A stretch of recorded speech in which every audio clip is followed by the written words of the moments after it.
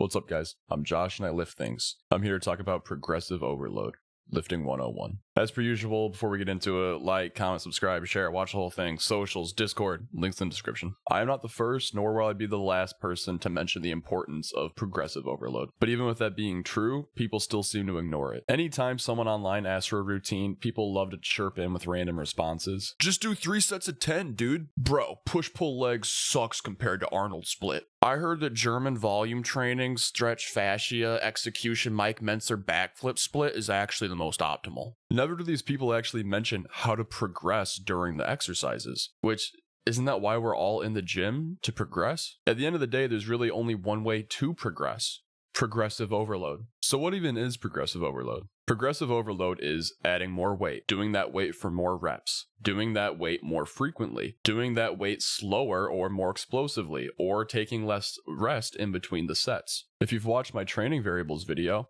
link in the top right hand corner, this should all sound very familiar. That's all progressive overload is. It's abusing the training variables to make sure you're constantly progressing. Lack of progressive overload, especially in a planned fashion, is why you see so many people spinning their tires at the gym. People contact me all the time saying that I've been in the gym for so long and I'm not seeing any progress. I then ask what their progressive overload scheme is, and they look at me like I'm trying to speak Swahili. So why is progressive overload important? You have to think about the relationship between training and recovery. Training is just the stimulus, and the adaptation to that stimulus is growing stronger and getting bigger. When you do the same workouts over and over and over, you've eventually adapted to that stimulus, so your body has no reason to continue growing. So this leads us to the biggest question: how can you progressively overload? There are a million different ways to approach it. Again, you can lift heavier, more times, for longer, but trying to progress in all of these training variables at one time is a recipe for disaster. Remember, you can only adapt to so much new stimulus at once. Most people do one of two things.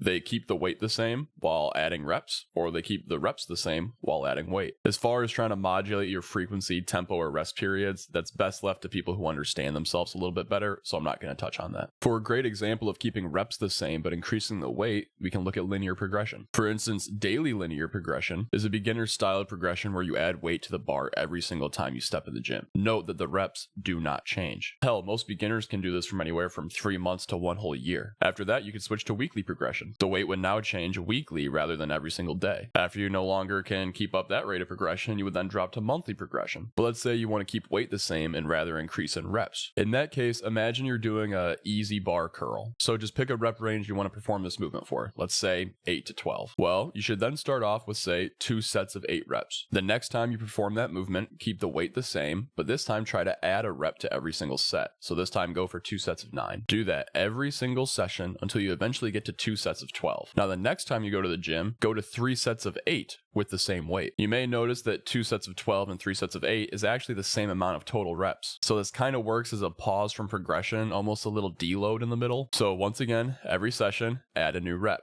eventually building up to 3 sets of 12. If you accomplish the 3 sets of 12, drop back down to 2 sets of 8 and add the smallest amount of weight you possibly can. This can be done with really any movement, but this slow solid progression really lends itself well to isolation and accessory movements. You may think that this progression is super slow. You're right. It is. That's the whole point. It's really safe on your joints and gives you a ton of great recovery room so you can focus more on the big lifts like the bench, squat, deadlift. These are just a few of the numerous ways to progressively overload. Not every day has to be chasing new goals, and you may even need to eventually program in some deloads. But proper usage of training variables and progressive overload is how every single athlete you admire built their strength and body. So, the next time I ask you, what is your progressive overload scheme? You better have an answer.